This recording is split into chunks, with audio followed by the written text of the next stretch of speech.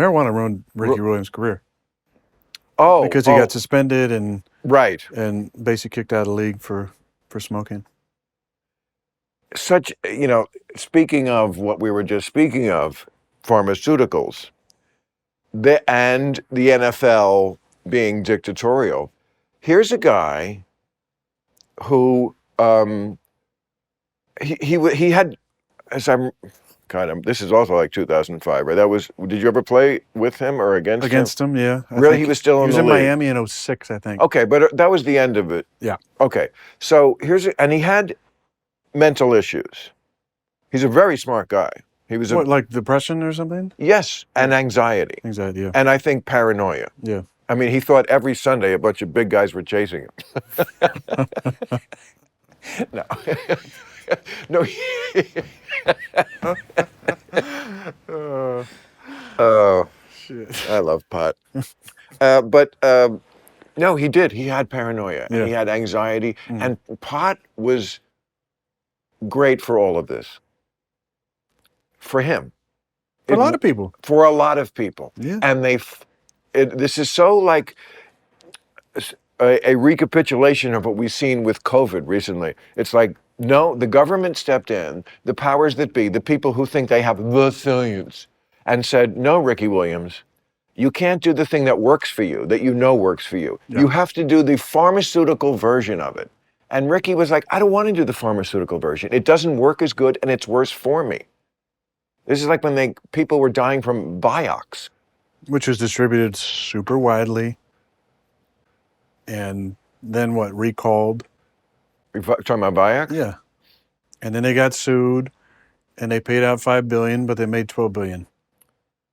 Vioxx relieves the pain of arthritis by killing you. There was 5 figures of people that died. Like 50, 60,000 people that died. How many? 50 or 60,000, I believe. We talked about on Rogan's podcast about Vioxx. And when I was in college, everybody was on Vioxx. All my teammates were on Vioxx. 50,000 people? I think something like that. From Vioxx? Maybe they'll fact check me, those amazing fact checkers.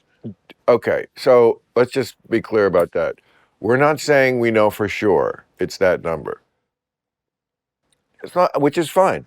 Rogan said on the podcast last week it was 50 or 60,000. Okay, but I'm not sure about that either. I've never seen that number, and it could be.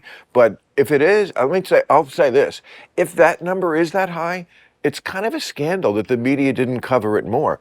Because I remember the media covering it, but that's an astounding number. I mean, when opioids, which kill more than that every year, but the Sackler family, who run the drug company that put out OxyContin, they have been held accountable now. Not as much. They should be. Have they? Well, they should be. Many people would say not enough because they should be in jail for what they did. They should be in jail if they knew that it was possible. This was the trial that we just had. This is that great movie, Dope Sick, is about that with Michael Keaton.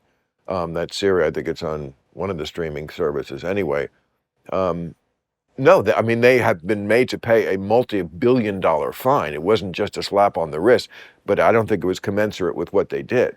The thing, that I emailed you the other day about what I did Friday night, I had on 2 people I like a lot, Senator Klobuchar and Rob Reiner, but they were very happy about Joe Biden just passing this new, and I think it's a good bill in general, that, and part of it is that finally we're going to allow, how we didn't do this forever, I don't know, but we were finally going to allow in this law drug companies, the government rather, to negotiate with the drug companies for Medicare, the prices that Medicare is the biggest buyer in the world, and they're not getting a wholesale price on that? That's what's been going on.